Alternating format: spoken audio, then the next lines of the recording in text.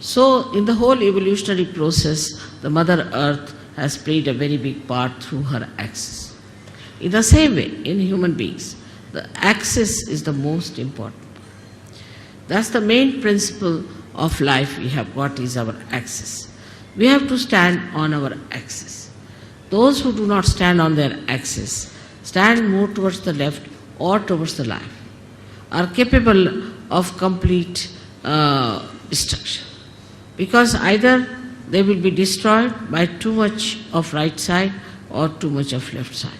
So our axis has to be properly dealt with. Now those people who do not have a proper axis can have problems of different chakras, of different kind of quality in a person. A person who stretches his axis too much, puts back his head like this, is a person who is very right-sided and creates problem with his ego. And the one who absolutely bends down, like a slavish person, also is a person who goes towards his destructiveness. Now there's a big problem between these two types of people, one trying to dominate another, and when they start dominating another person, they actually destroy themselves as well as destroy the ones whom they are dominating. For example, now we have seen that we had Britishers who came here and ruled us. We have seen the French went and ruled some other people. Then there are Portuguese who went and ruled some other people. But everything that they did to dominate and all that has double reactions. First of all, by their domination, say, Indians became very slavish. Indians become, even today, they are extremely slavish and they do not have that independent axis as they should have. Extremely slavish people they are. Especially I see in the West, I am surprised when the Indians go from here. I find they are so very slavish. They try to sort of do all kinds of slavish acts to please the white-skinned people. The white skin became sort of a very adorable stuff in it. That added to the ego of the whites. Added to the ego of the whites, and today you see what's happening is all that ego is destroying them. They are on the verge of destruction because of their ego. So it is so unnatural and it is so superficial. One has to understand that what is the best within a human being is his axis. And everybody has an axis, and one must respect the axis of every person. In Sahaja Yoga, I don't know you by your faces so much. I know you by your chakras, by your sushumna, what sort of a sushumna you have. If you have a deep sushumna, I know you as a deep person. If you have a superficial sushumna, I know you as a person with a very superficial type of a sushumna.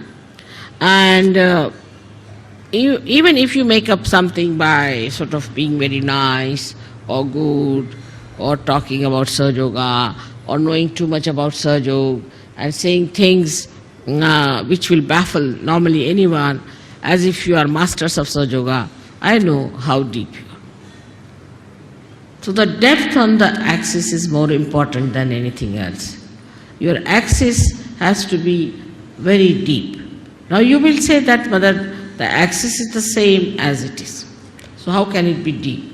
So in the axis, as you see, is made in human beings, is like a 3.5 coiled paper-like thing. And the inside of it is the Brahmanadi. The Brahmanadi is a very, very small little, we can call a very, very hair-like thing, where only a hair-like Kundalini can pass through. But when the person is deep, this Brahmanadi is bigger, and all the rest of them, which are coiled into each other, are smaller. While the people who are not deep, their outside, what you call the foldings, are bigger than the inside small thing. Now such people could be apparently very dynamic, may look very intelligent, may look very smart, may look to be very good looking, or whatever it may be, outwardly. But inwardly they are not deep. Inwardly, if they are deep, their whole attitude is beautiful. They are very joy-giving people. They are very joy-giving. And the more, if you meet a person of another kind, he may look joyous, he may try to give you joy, but the joy won't be really that deep. It would be like a joy killing. So it is important for us to make our axis deeper. And that is where we lack the proper assiduity, the proper effort we have to put in. Now some people have automatically very deep axis. And some people have very, very, what should you say, a very constricted type of the axis. This axis has to be grown. Now when you come for my puja and all that, I do expand it, I agree. But it is a temporary thing. To retain it at that point, one has to work at home, in the collective also. One has to work very much at home with meditation. But it should be done seriously. It should not be just a joke, to be frivolous, to be stupid. That's not the way.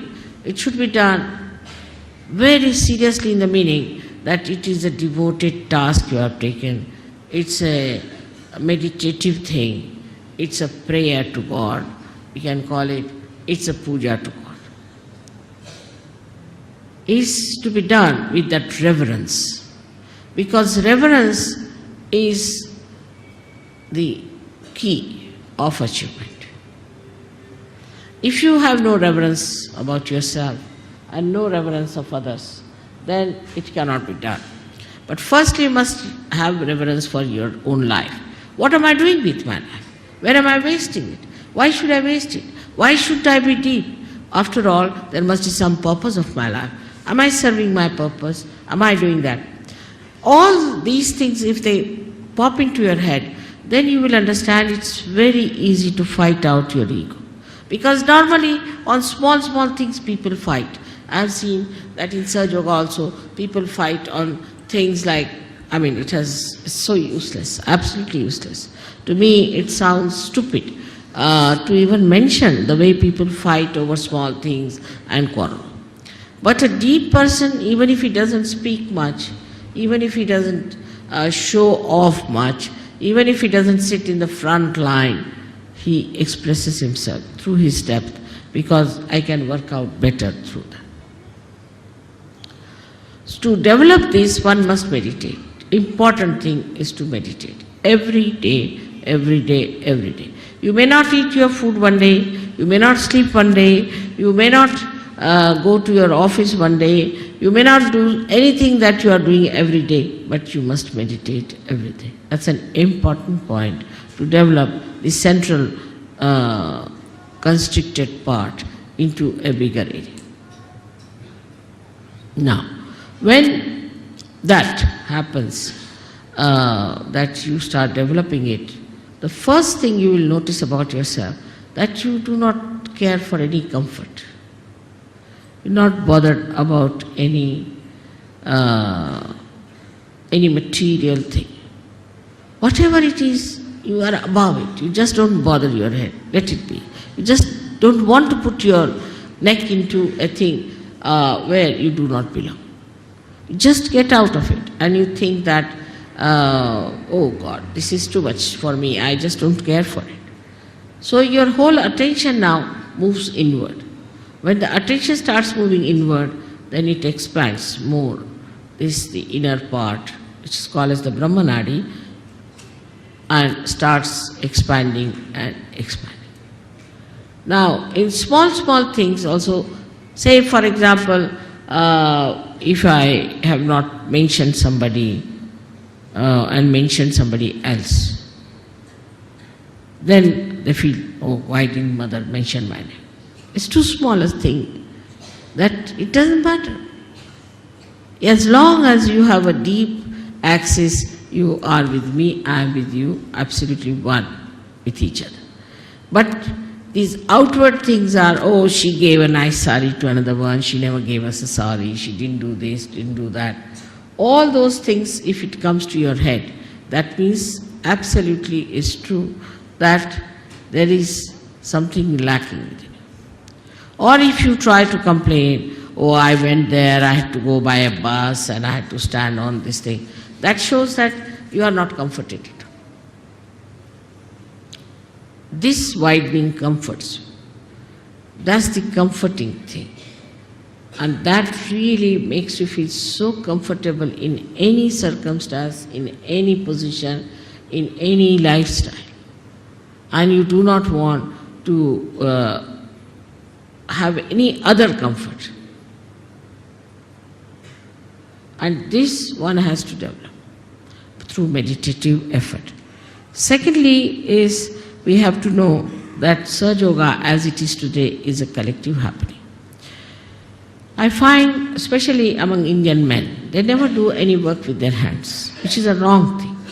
Because they don't use their hands at all, their collectivity is poor, very poor. Indians have the worst collectivity. If you have an ashram, I don't know why should we build an ashram, nobody is going to stay there. They want to have their own houses, their own families, their own children. They are the worst of all for collectivity. The reason is Indian men never do any work with their hands. They cannot nail one nail. There are many like that. Leave alone repairing anything. They will stand with their hands on their hips and would just tell work to other people. See, there's a Marathi saying, very interesting, untavarun sheɗya hakne. That is to sit on a camel and to drive the goats. So that is very typical of Indian men. They cannot repair anything, they cannot do anything now. If supposing somebody is spreading something, they'll just stand like this, watch. They'll never put their hands to it. So for every Sahaja Yogi, it is important what we call as Sramadan.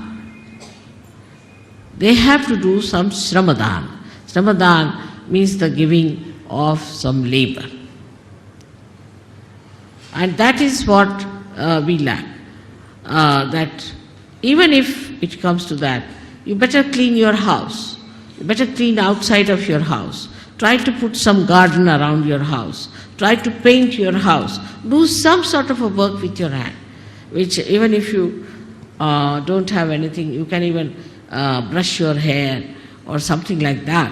Whatever you think is the easiest you can start with, because I don't think people even do that. Even they don't shave themselves, they get a person to shave them. I mean, absolutely lazy lumps as that. Now, but on the contrary, we see in the West, people use their hands. Because of that, you see, because they can use their hands, they are very collective. So they score a point on being collective. While the Indians score a point because they are Indians and they have a heritage and they know what is Kundalini, they know about Ganesha, they know everything. So they score a point.